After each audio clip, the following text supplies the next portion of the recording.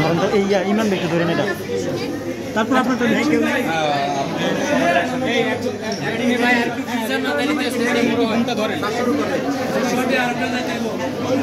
নিয়ে নেই নাহলে পরে আর নেওয়া হইব না।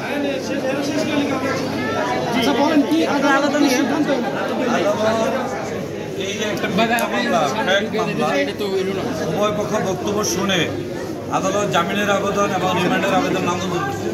এই কারণে যে এই ইতিপূর্বে 2023 সালে একটা ঘটনা দেখে 23 সালে একটা মামলা মামলা 323-এর মামলা ওই মামলা যখন জামিনপ্রাপ্ত হয়ে যান আসামি সারেন্ডার করে জামিন পান পুরানো ঘটনা দেখে ওই মামলার ঘটনার ভিতরে এই মামলার কোনো কথা উল্লেখ না করে যে মামলাটা করছিলেন সেই মামলা যখন দেখলেন যে বিজ্ঞ আদালত দেখলেন যে পূর্বে একটি মামলা হয়েছিল এই মামলার দায়েরের আগে সেই মামলা এই ঘটনার কথা কোনো উল্লেখ নাই।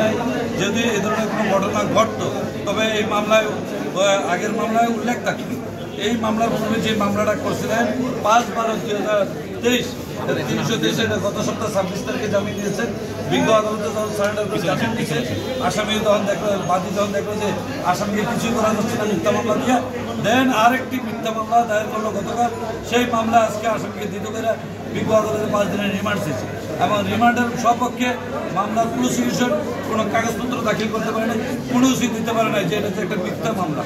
বাদীর বয়স হলো 48, আসামির বয়স হলো 24 এবং যে তার সাথে যে কোনো কিছু হয়েছে এরকম এটা 2 বছর আগের ঘটনা দেখাইছে। এই মর্মে কোনো কাগজপত্র এভিডেন্স বিজ্ঞ আদালতে দাখিল করতে পারে নাই বিধায় আসামির জামিন এবং রিমান্ড দুটাই বাতিল করছে।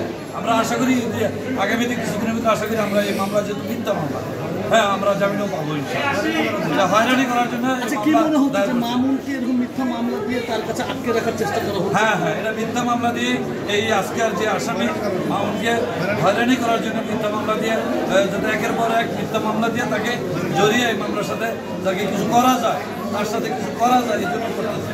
অ্যাকচুয়ালি একটি ফেক আইডি ফেক। তার বয়স 48 এবং মামুনের বয়স হচ্ছে সেক্ষেত্রে এই বয়সে থেকে মৃত্যুদণ্ড করছে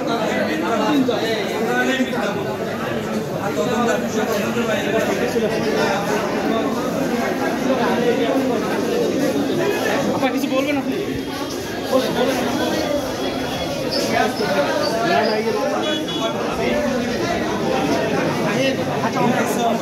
আর আমাদের সাথে আমাদের অ্যাডভোকেট লাইজও আছে, অ্যাডভোকেট ওয়াকিলুর রহমান ঢাকা বারে অফিস সেক্রেটারি, অ্যাডভোকেট জাদু এবং ইসি মেম্বার আব্দুর রহমান সহ এই মামলা আমরা সকলে পরিচালনা করতেছি।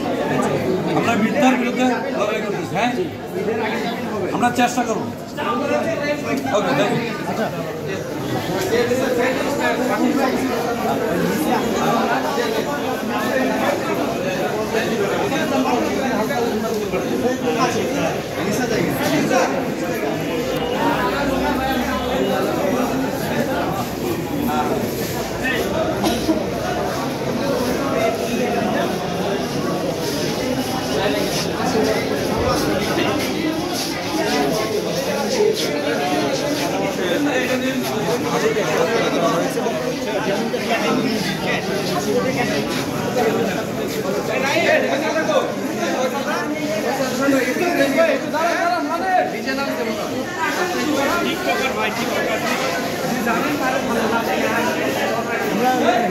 হেঁটে যাই।